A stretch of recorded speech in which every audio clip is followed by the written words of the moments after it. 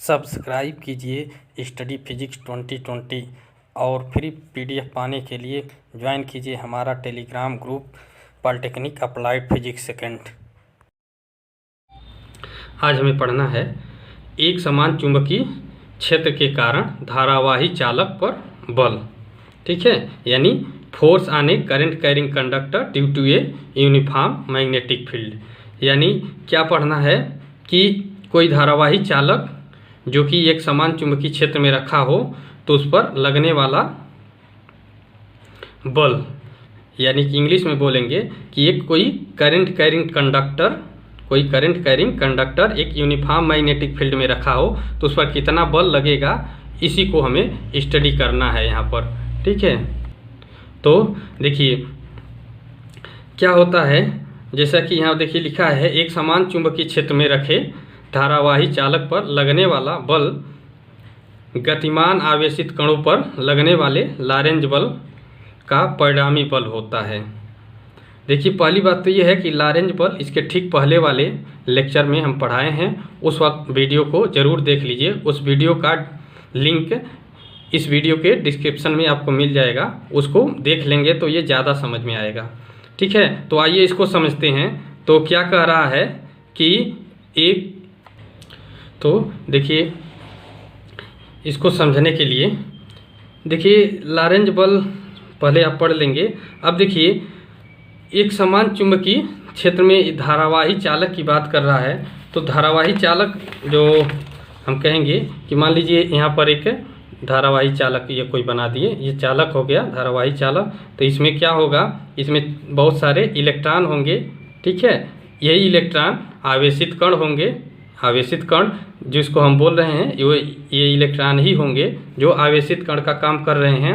तो क्या होता है कि हर एक इलेक्ट्रॉन पर जब हम इसको मैग्नेटिक फील्ड में रख देंगे, मान लीजिए कि इसको हमने एक मैग्नेटिक फील्ड यहाँ पर एक यूनिफॉर्म मैग्नेटिक फील्ड में रख दिया, तो हर एक इलेक्ट्रॉन पर एक बल लगेगा। जैसा कि लॉरेंज बल इसके पहले वाले वीडियो में हम बता चुके हैं कि हर एक चार्ज पार्टिकल पर जो घूम रहे हैं, जो भी चार्ज पार्टिकल इसमें किसी मैग्नेटिक फील्ड में घूमते हैं तो उसमें एक बल लगता है जिसको लॉरेंज बल कहते हैं। ये पिछले वाले वीडियो में बता चुके हैं। तो इन पर सब पर एक लॉरेंज बल लगेगा और बहुत सारे जितने भी इलेक्ट्रॉन हैं सब पर जब लगेगा, सारे इलेक्ट्रॉनों पर लॉरेंज बल कार्य करेगा।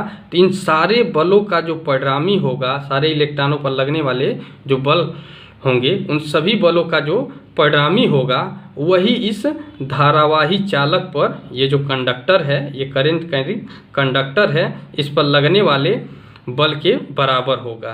तो यही लिखा गया है कि एक समान चुंबकीय क्षेत्र में धारावाही चालक पर लगने वाला बल गतिमान आवेशित कणों, यही जो इलेक्ट्रॉन हैं गतिमान आवेशित कण, ठीक है, तो गतिमान आवेशित कणों पर लगने वाले लॉरेंज बलों का परिणामी बल होता है। ठीक है, तो ये जितने भी गतिमान आवेशित कण हैं इन पर जो बल लगेगा उन सारे बलों का परिणामी बल होगा, वही इस करंट कैरिंग कंडक्टर पर लगेगा। ठीक है, तो इसके लिए हम यहाँ समझाते हैं। आइए इसको हटा देते हैं। तो देखिए क्या कर रहे हैं कि यहाँ पर इस स्टेटमेंट के अनुसार, जैसा कि स्टेटमेंट दिया है, मान लेते हैं कि एक यल लंबाई का धारावाही चालक, देखिए यहाँ पर एक यल लंबाई का धारावाही चालक, इसको हम थोड़ा डार्क कर देते हैं। देखिए इसको डार्क कर दिए, ये है धारावाही चालक। ठीक है, ये देखिए ये धारावाही चालक है आपका यल लंबाई का। ये तो ये एक धारावाही चालक है स्मॉल यल लंबाई का, ये लंबाई इसका दिखा दिया गया है। और इसको हम एक यूनिफॉर्म मैग्नेटिक फील्ड, ठीक है, यूनिफॉर्म मैग्नेटिक फील्ड, यहाँ मैग्नेटिक फील्ड लिखा है, यहाँ यूनिफॉर्म लिख देते हैं। एक समान होता है इसका हिंदी, यूनिफॉर्म यानी एक समान मैग्नेटिक फील्ड। तो यहाँ पर देखिए एक समान मैग्नेटिक फील्ड बी है, इसमें हम एक यल लंबाई के धारावाही चालक करंट कैरिंग कंडक्टर इंग्लिश में बोलते हैं, तो इस करंट कैरिंग कंडक्टर को हमने रख दिया, इसकी लंबाई L हो गई। अब मान लीजिए कि इसमें I धारा बह रही हो, इसमें I करंट फ्लो हो रहा है। ठीक है, और ये भी मान लेते हैं कि इसमें एक चीज़ और मान लेते हैं कि ये इसमें n नंबर ऑफ इलेक्ट्रॉन हैं। क्या है यहाँ n number of electron, n electron हैं इसमें। ये धारावाही चालक है, इसमें कुल n इलेक्ट्रॉन हैं, ठीक है, यानी यही आवेशित कण इसमें n है। और अब देखिए जब इसमें n इलेक्ट्रॉन हो जाएंगे तो जैसा कि ये कह रहा है, इसके स्टेटमेंट के अनुसार इस धारावाही चालक पर, इस करंट कैरिंग कंडक्टर पर बल कितना लगेगा। तो स्टेटमेंट के अनुसार देखिए ये कह रहा है कि गतिमान आवेशित कणों पर लगने वाला बल, तो हम जानते हैं कि कुल इसमें कितने कण हैं, तो n कण हैं। तो इस तरह से हम कहेंगे कि एक कण, एक आवेशित कण वही एक इलेक्ट्रॉन होगा। यहाँ पर आवेशित कण जो गतिमान आवेशित कण है वो इलेक्ट्रॉन ही होगा। तो हम कहेंगे कि एक इलेक्ट्रॉन पर लगने वाला लारेंज बल, ठीक है, एक इलेक्ट्रॉन पर जितना लारेंज बल लगेगा और गुणे कुल इलेक्ट्रॉनों की संख्या, तो कितने नंबर ऑफ इलेक्ट्रॉन हैं। तो देखिए हम लोग लारेंज बल इसके पहले वाले चैप्टर में पढ़े हैं। लारेंज बल क्या होता है, QV sin थीटा होता है।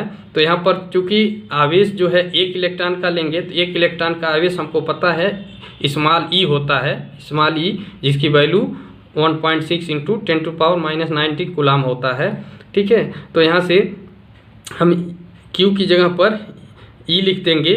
V क्या है, उस चार्ज पार्टिकल का यानी कि इलेक्ट्रॉन का वेग हो जाएगा। B क्या है, यही यूनिफॉर्म मैग्नेटिक फील्ड है B, ठीक है। और ये साइन थीटा, तो इस तरह से EVV sin थीटा × n, ठीक है। यहाँ E क्या है, तो यही एक इलेक्ट्रॉन का आवेश है जिसका वैल्यू हम जानते हैं 1.6 × 10⁻, ये E इक्वल टू होता है 1.6 × 10⁻⁻19 कूलाम, ठीक है। ये और ये थीटा क्या है, तो थीटा जैसा कि हम लोग पढ़ चुके हैं पिछले वाले लेक्चर में, ये थीटा जो होता है ये मैग्नेटिक फील्ड B, अगर हम कहें ये मैग्नेटिक फील्ड की दिशा B है और चार्ज इस दिशा में फ्लो हो रहा है, ठीक है। अगर चार्ज इस दिशा में फ्लो हो रहा है V वेलोसिटी से, तो इनके बीच का ये जो कोण होता है यही थीटा होता है, ठीक है। तो ये थीटा हो गया इलेक्ट्रॉन के वेग V तथा चुंबकीय क्षेत्र B के बीच का कोण हो जाएगा, ठीक है। और हम लोग जानते हैं, पहले ही चैप्टर में पढ़े हैं, Q बराबर NE। तो हम जानते हैं कि N, अब एक इलेक्ट्रॉन का आवेश E है, तो अगर N इलेक्ट्रॉन होंगे तो इनका कुल आवेश NE हो जाएगा, जो कि कुल आवेश Q के बराबर हो जाएगा। और इसी तरह से हम कहेंगे कि Q बराबर NE हो गया, जो कि चालक के कुल आवेश हो जाएगा। और एक चीज़ और हम लोग पढ़े हैं, करंट की परिभाषा क्या पढ़े हैं, Q बराबर IT से। हम लोग Q बराबर क्या पढ़े हैं, IT पढ़े हैं, ठीक है। तो Q बराबर IT से हम कहेंगे कि Q/T बराबर क्या हो जाएगा, तो Q/T बराबर यहाँ I हो जाएगा, ठीक है। अभी इसका हम लोग इसी में उपयोग करेंगे समीकरण 1 में, ठीक। अब बात करते हैं L लंबाई के चालक में इलेक्ट्रॉन का वेग, ठीक है। इलेक्ट्रॉन का वेग जो V है L लंबाई के चालक में, हम लोग जानते हैं चाल या वेग हम कहेंगे, वेग बराबर विस्थापन बट्टे समय। तो मान लीजिए T समय में ये यहाँ से यहाँ तक आ रहा है, तो इसका वेग क्या हो जाएगा, वेग जो हो जाएगा V क्या हो जाएगा, जो लंबाई L है, L लंबाई तक चल रहा है ना, यहाँ से यहाँ तक लंबाई L, अगर T समय ले रहा है तो L/T हो जाएगा V की वैल्यू, ठीक है। तो यहाँ से हम क्या कर रहे हैं कि V की वैल्यू L/T ले लिए। तो अब सारे वैल्यू को ले करके इस समीकरण 1 में, यहाँ पर ये जो समीकरण 1 है इसी में रख देना है।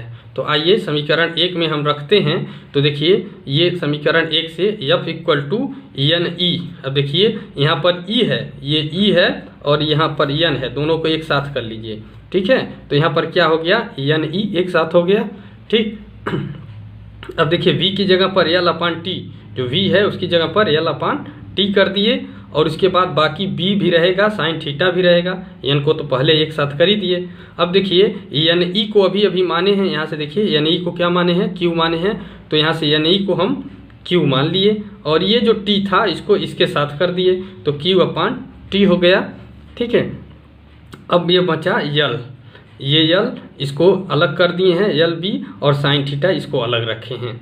अब देखिए हम लोग जानते हैं Q/T, यहाँ देखिए अभी जो Q/T से हम बताए हैं, Q/T किसके बराबर है, I के बराबर है। Q/T को I के बराबर कर दिए, तो यहाँ से ये वाला टर्म I हो गया और उसके बाद ये B, L और बी और ये यल हो गया और साइन थीटा रहेगा। तो इस तरह से यहाँ पर हम प्राप्त कर लिए एफ बराबर आई बी यल साइन थीटा। तो इस तरह से हम यहाँ आई बी यल साइन थीटा प्राप्त करते हैं। यहाँ हो गया आई बी यल साइन थीटा। ठीक है, ये प्राप्त हो जाएगा, यानी कि यही हम कहेंगे कि यही एक समान चुंबकीय क्षेत्र के कारण धारावाही चालक पर लगने वाला बल है। जो यही बल एफ है, यह एक समान या यूनिफॉर्म मैग्नेटिक फील्ड में किसी करंट कैरिंग कंडक्टर पर लगने वाला बल है। कैसा बल? लॉरेंज बल है। ठीक है, और इस बल की दिशा, इस बल एफ की जो दिशा होगी, ये दिशा हम लोग जैसा कि पढ़े थे, लॉरेंज बल की दिशा देखे थे कि ये जो वेक्टर बी था और वेक्टर वी, ये जो वेक्टर बी और वेक्टर वी था, ये दोनों इन दोनों के परपेंडिकुलर था, लंबवत, जैसा कि इसमें बताया गया था। तो ये लॉरेंज फोर्स की दिशा, आगे हम लोग देखेंगे कि इसकी दिशा निकालने का तरीका, फ्लेमिंग के बाएं हाथ का नियम या दाएं हाथ की हथेली का नियम या अन्य कई तरीके हैं जिसकी सहायता से हम लोग इसकी दिशा निकालते हैं। यहाँ पर अगर दिशा की बात करें तो ये देखिए, जो एफ की दिशा ये सीधे इसके परपेंडिकुलर ऐसे लंबवत है, इस प्रकार से, जैसा कि पिछले वीडियो में समझाए थे कि देखिए, यदि हम कहें कि ये जो है, ये देखिए, हम कहेंगे कि मान लीजिए ये जो ब्लू कलर है ये करंट कैरिंग कंडक्टर है और ये मान लीजिए हमारा येलो वाला मैग्नेटिक फील्ड है। ठीक है, ये येलो, ये मैग्नेटिक फील्ड का डायरेक्शन है। तो इसका बल ठीक इसके परपेंडिकुलर, देखिए एकदम परपेंडिकुलर रखे हैं। ये एफ का डायरेक्शन ये है, रेड वाला जो पेन है ये एफ के डायरेक्शन को बता रहा है। तो यहाँ पर ये एफ जो है, इस यहाँ पर देखिए जो बना दिए हैं हम, यहाँ पर जो बनाए हैं, तो ये सीधे ऐसे परपेंडिकुलर है, इसके ठीक परपेंडिकुलर है। इसकी दिशा निकालने का तरीका आगे हम लोग बताएंगे। तो यहाँ पर इसकी दिशा यही होगी जो यहाँ एफ दिखाया गया है, ये ठीक इसके ऐसे परपेंडिकुलर है, कागज तल के एकदम लंबवत है। ठीक है, इसको हालांकि 3D में बनाए हैं तो कुछ ऐसे तिरछा बनाना पड़ा है। तो ये एफ की दिशा हो जाएगी। ठीक है, तो अब देखिए अब क्या होगा। अब यहाँ से इसकी वैल्यू हम लोग कुछ स्पेशल केस में दे सकते हैं कि जैसे अगर थीटा की वैल्यू 0 हो या 180 हो, तो हम जानते हैं कि साइन 0 की वैल्यू भी 0 होती है और 180 की वैल्यू भी, साइन 180 की वैल्यू 0, तो ये पूरा टर्म 0 हो जाएगा। तो यहाँ से एफ का मान 0 हो जाएगा।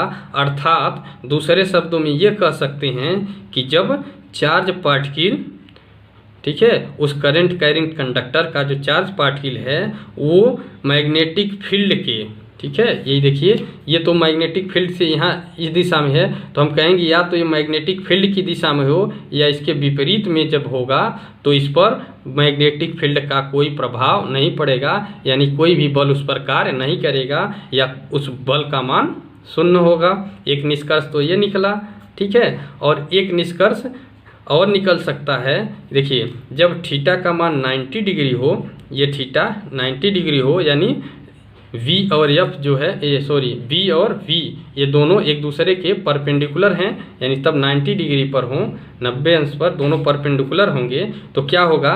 तो हम जानते हैं कि साइन 90 की वैल्यू जो होती है वही अधिकतम होती है जिसका मान 1 होता है, इससे बड़ा कोई वैल्यू नहीं होती है। तो 90 के लिए ये अधिकतम मान होता है। तो इस तरह से हम कहेंगे कि ये इस समय ऐसे कंडीशन में जो बल F होगा वो अधिकतम होगा, तो आई बी यल हो जाएगा, क्योंकि साइन थीटा का मान 1 हो जाएगा। तो यही मैक्सिमम वैल्यू हमको यहीं प्राप्त होगी। ठीक है, तो ये हमारा मैक्सिमम वैल्यू है। तो इस प्रकार से हम कह सकते हैं कि जब आवेशित कण चुंबकीय क्षेत्र के लंबवत होगा, यूनिफॉर्म मैग्नेटिक फील्ड के परपेंडिकुलर होगा, ठीक है, उसका मोशन यूनिफॉर्म मैग्नेटिक फील्ड के परपेंडिकुलर होगा, तो उस पर मैक्सिमम बल कार्य करेगा। ठीक है, तो इस तरह से इसके ये केसेज हैं। ये वीडियो कैसा लगा ज़रूर बताइए, कोई प्रॉब्लम हो तो कमेंट करिए और वीडियो को ज़्यादा से ज़्यादा शेयर करिए। धन्यवाद।